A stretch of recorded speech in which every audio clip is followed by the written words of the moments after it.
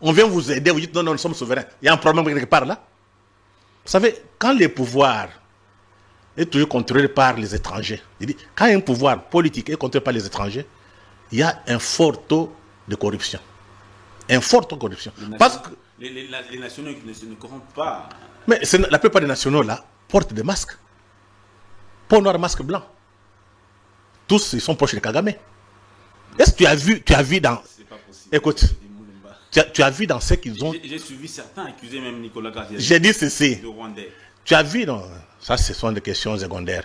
Est-ce que tu as vu dans toutes les déclarations ici, la dernière déclaration, est-ce qu'on a attaqué Kagame? Est-ce qu'on a attaqué le Rwanda? Voilà le problème. Ce qui fait que les Américains s'en foutent d'eux. Ils savent la vérité. Pour question de leur survie face à la Chine, mon cher ami, ils sont prêts à tout. On va mettre de l'ordre. Réaliser l'histoire du Congo, 60-65. Il y avait la rébellion, non? Qu'est-ce qui s'est passé après? Hein? Tchombe, qui avait fait la Séo Katangaise, comme les désordres que Kagame entretient à l'Est. On lui a demandé d'arrêter. C'était les compagnies minières belges, je pense, minières de Okatanga, là, qui étaient à la base de ça. Avec les anglo-saxons, on leur a dit arrêtez. Donc il faut dire ici, quand les intérêts de l'État américain entrent en contradiction avec les intérêts des multinationales, mon cher ami, les intérêts américains, de l'État américain, prennent les dessus. Nous sommes dans ces conditions-là maintenant. L'Amérique face à la Chine. La Chine est tellement avancée sur le plan technologique. La Chine contrôle 80% des milieux stratégiques. Qu'est-ce que l'Amérique fait? Vous laissez vivre dans ce désordre pour dire vous êtes souverain, mais vous ne comprenez rien.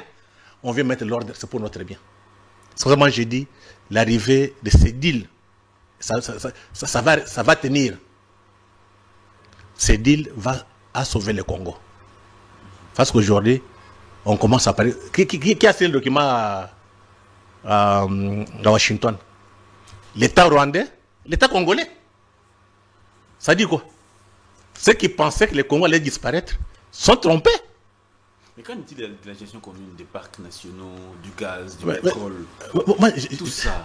On dit... N'est-ce pas un bradage? Parce que certains démontrent qu'au Rwanda, il n'y a pas de ressources naturelles. Le Rwanda vit des minerais du Congo. Maintenant, quand on parle de cogestion des ressources naturelles, de quoi parle-t-on? On vous a expliqué qu'il faut le respect de la souveraineté du Congo. Oui, mais et du Rwanda. La gestion des ressources. J'ai dit ceci. La cogestion. Écoute, d'abord, il y a le respect de la souveraineté du Congo et du Rwanda, et le respect de l'intégrité territoriale. Oui. C'est très clair. Oui, oui.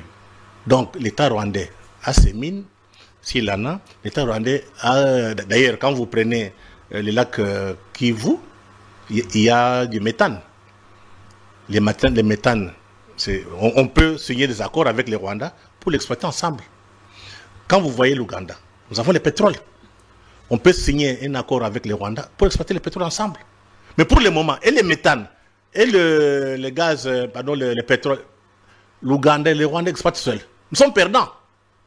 Grâce au deal, tout sera clair. Une très bonne chose pour nous. Et l'Amérique ne va pas tirer de dividendes dans cette exploitation-là. Toi, tu penses que l'Amérique vient ici pour vos beaux yeux? Les Américains sont très clairs, ils viennent pour leurs propres intérêts. Ils vous disent clairement, non? Est-ce qu'ils se cachent? C'est nous qui sommes naïfs, qui pensons que quelqu'un viendra travailler à notre place. C'est un faux problème.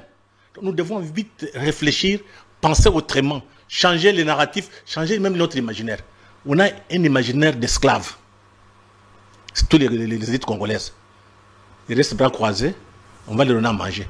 L'essentiel, qu'on trouve un petit job, une petite maison, et peut-être voyager de temps en temps en Europe. Voilà les ambitions de Congolais. Est-ce que ce n'est pas un piège, M. Freddy Mulumba? On parle, le 4e point qui parle des retours des déplacés internes et des réfugiés. Il est dit ici que certains réfugiés qui sont au Rwanda, Congolais qui sont au Rwanda, vont devoir rentrer au Congo. Certains qui sont en Ouganda vont devoir rentrer. Est-ce que ce n'est pas un piège? Où est le problème? C'est supposé qu'il y a des réfugiés congolais au Rwanda. C'est ce que Kagame dit. Bien sûr. Il y a des réfugiés congolais en Tanzanie, au Burundi. Oui. Ils sont aussi en Ouganda. Mais c'est normal qu'ils retournent, non? Est-ce que ce n'est pas un piège? Il n'y a pas de piège. Maintenant, le problème, c'est nous. Déjà, on a appris que les Rwandais sont en train de chercher à corrompre les Congolais, certaines élites congolaises, pour qu'on revoie les frontières. L'information est déjà fuitée. Ils veulent corrompre nos agents qui vont travailler pour limiter les frontières du Congo, qu'on les pousse, qu'on les corrompe. On est déjà au courant. L'information ne vient pas d'ailleurs, des Nations Unies. Les Rwandais, je pense nos frères rwandais sont trompés de toute l'époque. On les a utilisés comme gitans de la tête négrière. Il y a des peuples qui ont trahi l'Afrique, qu'on a utilisés par les capitalistes occidentaux pour pourchasser d'autres noirs et les vendre. Et quand on a mis fin à l'esclavage, la tête négrière, quel a été leur sort? Je pense que les élites rwandaises qui sont conscientes doivent vite se ressaisir. C'est très important. Il faut vite se ressaisir. Parce qu'on ne voit pas les élites rwandaises parler. Dès que cette crise termine, j'ai peur que les Rwandais soient mal vus à travers toute l'Afrique. C'est la peur que j'ai maintenant. Parce que si vous partez à Brazzaville, on se plaint des Rwandais. Ces Rwandais ne travaillent pas pour le peuple rwandais. Les Brazza ont vendu des terres. Non, ils sont là-bas. Les gens de Brazzaville se plaignent. Aux Rwandais. Ils sont en Centrafrique, ils sont un peu partout. Oui, mais ils travaillent pour qui? Pour les multinationales occidentales. Et les jours où la guerre va terminer, ils vont faire quoi? Quel pays va accepter? Déjà, en Tanzanie, ils ont des problèmes très sérieux. Moi, j'ai dit, il faut que les élites rwandaises prennent vite conscience qu'elles ne se laissent pas entraîner dans cette histoire par les globalistes et mondialistes. C'est eux qui seront perdants. Donc après, quand les choses vont se garder, c'est comme du temps de l'esclavage. Dès qu'on a mis fin à l'esclavage tête négrière, ceux qui étaient des traîtres, on connaît leur sort, non? Ils résolvent l'histoire. Monsieur Freddy Mulumba, on est en train d'aller lentement mais sûrement vers la fin de l'émission de ce jour. Alors, il y a, en dehors de cette grande actualité liée justement à l'Est de la République démocratique du Congo, un petit mot peut-être aussi sur le pape, le nouveau pape qui est américain. Est-ce que ça peut jouer quand même du point de vue international? Si, ça joue. Paraît-il qu'il était ici à Kinshasa. Oui, il était déjà passé ici. Il est passé, donc je pense que c'est déjà positif sur nous, pour nous, parce qu'il connaît un peu la situation. Il a quand même des amis à Kinshasa. Et comme il est américain, je pense que ce qui est positif, comme l'Occident est en perte de vitesse sur le plan de valeur morale, je pense qu'avec l'arrivée de ce pape, qui est proche aussi peut-être de Trump, les valeurs morales pourront s'imposer chez les peuples occidentaux. Parce qu'il n'y avait plus de morale. Hein. Ils étaient tous perdus. L'homosexualité, un désordre total. On vient de mettre de l'ordre. C'était une civilisation qui était à la dérive. Maintenant, ils peuvent reconstruire cette civilisation parce que le monde de demain, c'est un monde de civilisation. Quand je vous parle de Xi Jinping, il a proposé 3 initiatives. Initiative pour la sécurité mondiale, initiative pour le développement mondial, initiative pour la civilisation mondiale. Et quand il dit civilisation, il dit des valeurs, non? Les Chinois ont leurs valeurs, les Européens ils vont montrer quoi? L'homosexualité. Les Africains, quelles sont les valeurs qu'ils vont proposer pour qu'on construise au moins une civilisation mondiale? Donc les débats, il y a un nouveau monde qui s'est créé déjà. C'est le moment où on est de passer le temps à discuter avec tous ces politiciens qui pensent tout chercher l'argent pour manger. C'est le moment de produire la pensée. Nous devons déjà préparer l'avenir. Je ne veux pas de Xi Jinping. Il prépare l'avenir du peuple chinois. Quand il va partir, quelle est la qualité des élites qu'on aura? Il y a la formation. Est-ce qu'on peut un jour imaginer... Est-ce que, prenons d'abord le cas du cardinal Ambongo, qui était pressenti aussi comme futur... Est-ce que c'était possible aussi qu'il soit élu vous perdez le temps. Ça sont des questions secondaires. Questions de quel niveau à Kinshasa. Vous pensez que là-bas... Bon, on a mis l'Américain. Vous êtes des naïfs. Hein? Le Vatican... c'est un État qui défend les valeurs occidentales. Jamais un noir ne peut, un Africain noir. Je dis que le Vatican qui défend la civilisation occidentale. c'est le travail de l'Église catholique. C'est tout. Vous devez comprendre ça. La vie est faite ainsi. Vous ne verrez pas un Chinois défendre l'Occident. Les Chinois défendent les valeurs, la civilisation chinoise. L'Indien défend la civilisation indienne. Vous avez le japonais, civilisation japonaise. Et nous, Africains, on défend les civilisations. Monsieur Fodi Moulumba, on est en train d'aller lentement mais sûrement vers la fin de l'émission. Mais dites-nous, Monsieur Fodi Moulumba, qu'est-ce qu'on doit retenir d'abord de votre passage ici et quel est l'avenir que vous voyez aujourd'hui? Quel est l'avenir? Comment se dessine l'avenir de la République? Oui, moi je vois cet avenir radieux. Seulement, les élites ne sont pas à la hauteur des enjeux. Les élites, la classe politique congolaise, tout comme intellectuelle, ne comprend rien. Il y a un nouveau monde qui est en train de se mettre en place. Ce sera un monde de civilisation. Donc nous avons eu la chance, quand le président Tshisekedi était président de l'Union africaine pendant une année, je pense en 2021, 2021-2022, son mandat était sous l'étiquette, on disait, c'était l'Afrique au service des peuples africains. Donc, et dans ce qu'il avait comme mandat, il avait mis beaucoup plus l'accent sur la naissance africaine. Donc le moment est arrivé, et ça je parle aux Congolais, au moins aux élites intellectuelles, d'aller voir ce qu'on a fait pendant la période où Félix Tshisekedi était président de l'Union africaine, pour essayer de travailler, de produire quelque chose, un peu de valeur, qui peuvent nous permettre à discuter avec les Chinois, avec les Américains, avec les Japonais, avec les Indiens. Pour le moment, on n'a rien. Il faut aussi se reconnecter vite à nos penseurs. Moudimbe. Beaucoup de gens ne savent pas. Moudimbe vient de décéder, mais curieusement, à Kinshasa, aucun homme politique n'a parlé. Aucun. Moudimbe et Ngal sont des gens qui ont initié les débats sur la culture africaine. Ngal avait publié son roman, Jean-Baptiste Vico, Le viol de l'imaginaire. Et vous avez Moudimbe qui avait publié Entre les eaux. C'était un véritable débat intellectuel à Lubumbashi. Moi, ce que je demande à ceux qui sont passés par l'école moderne, l'école des Blancs, qui ont encore la culture africaine, il faut vite se reconnecter à cette pensée de Moudimbe et d'Engal. Il y a d'autres qui ont suivi. Vous avez les Kamana, vous avez plus Nganou Kachama. Il y en a beaucoup qui ont écrit. Il faut vite relire ces penseurs.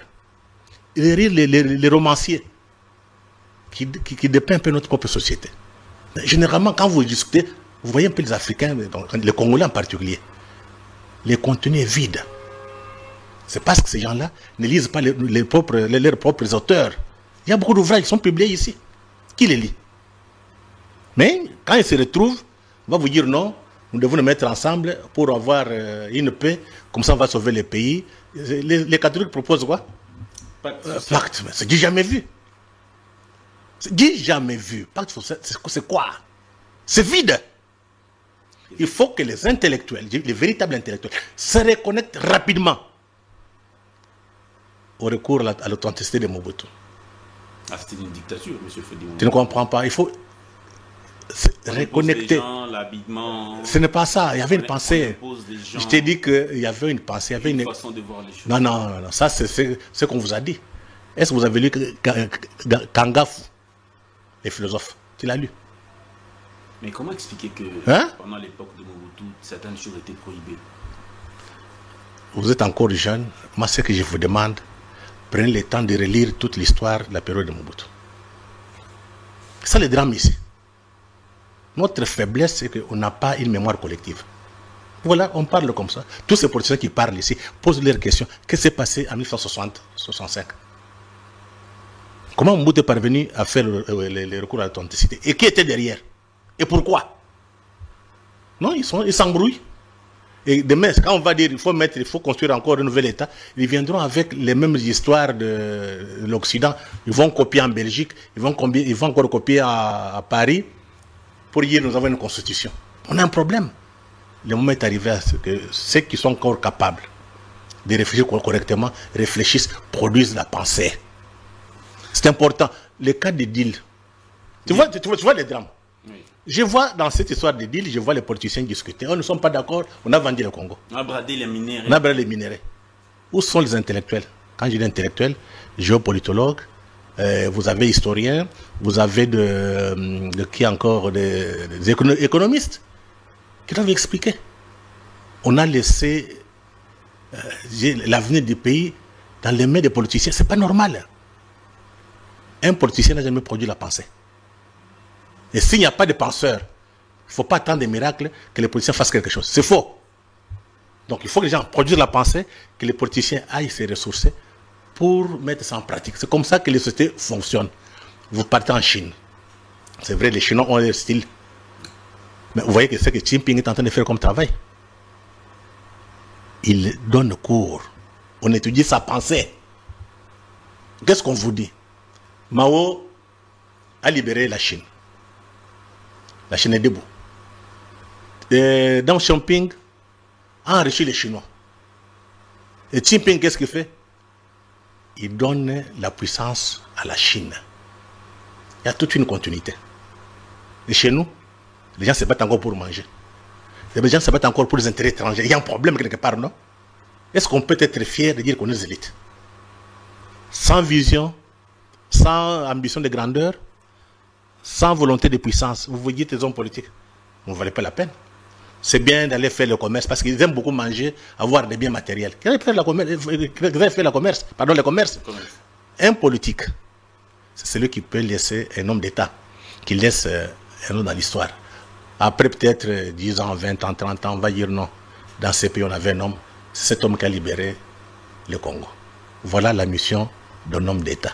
Pas aller chercher l'argent, avoir des meubles à travers la ville, avoir des comptes pleins à l'extérieur. Et quand on meurt comme une chèvre, comme un poulet. Il y a, on chante chez nous ici, Matanga ya Soso. Le fou, Ezaka Matanga te. Liwa ya Soso, Ezaka Matanga te. Pour ne pas être comme un Soso, il faut laisser dans l'histoire. On dit non, il y avait un homme dans ce pays. Pour faire ce qu'ils font là. De toute façon, ils seront jetés dans la poubelle de l'histoire. Merci beaucoup, M. Freddy Mulumba, d'avoir été des nôtres.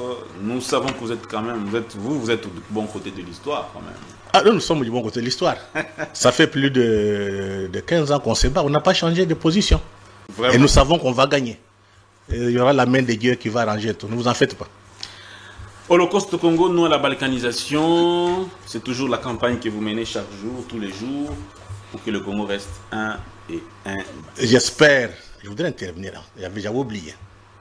Vous savez, dans ces deals, on vous parle, on doit négocier avec les Rwandais, on doit réinvestir. On a oublié une chose. On a tué des Congolais. On a occupé le Congo, on a pillé le Congo. Il faut qu'il y ait un procès. Parce que c'est comme si on veut brouiller les cartes. Qu'on ne parle pas de massacre, on ne parle pas de génocide. Comme ça, on va s'entendre comme si tout était bien. Parce que... On parle du tribunal pénal international, le procureur de la CPI a proposé cela. Non, c'est à nous de faire ça, pas pour le procureur. Pourquoi on ne peut pas l'accuser Kagame à la CPI, accuser les Rwandais à la Cour internationale de justice? Qu'est-ce qu'on attend? On attend quoi? Ce ne sont pas les Américains qui viennent le faire à notre place. Ils ont proposé leur déclaration. C'est à nous maintenant de demander des comptes au Rwanda et tout le monde qui a tué les Congolais. Parce que ça s'est passé comme ça entre 1906 et 1908. On a condamné Léopold II d'avoir tué les Congolais. Donc on a dénoncé. On parle de 10 millions de Congolais. Mais il n'y a pas eu un procès. Vous voulez qu'il y ait un procès? On a pris le Congo, on a laissé à la Belgique. Parce que ce qui intéressait les gens, c'était la liberté de commerce. Il ne faut pas que l'histoire se répète cette fois-ci. Il ne faut pas que l'histoire se répète. Ceux qui vont signer demain les accords doivent exiger des réparations. Et ceux qui ont tué doivent être, comment dirais-je, sanctionnés et jugés. Donc c'est les Congolais, le Congo, de demander un tribunal. Ce n'est pas aux politiques. Il faut que l'opinion nationale, on ne peut pas la société civile, prépare un dossier. Dès qu'on termine les deals, Mais ceux qui ont tué les Congolais, il faut qu'ils soient poursuivis. Sinon, ça va passer comme ça, comme une lettre à la poste. Donc, qu'on tire les leçons de l'histoire. Léopold II a tué 10 millions, au lieu qu'il y ait un procès, on a cédé le Congo à la Belgique, c'était fini. Cette fois-ci, même si on signe avec les Rwandais, ceux qui ont tué les Congolais doivent être poursuivis et sanctionnés. Monsieur Freddy Mulumba, merci beaucoup d'avoir été des nôtres, d'avoir répondu à notre invitation. On a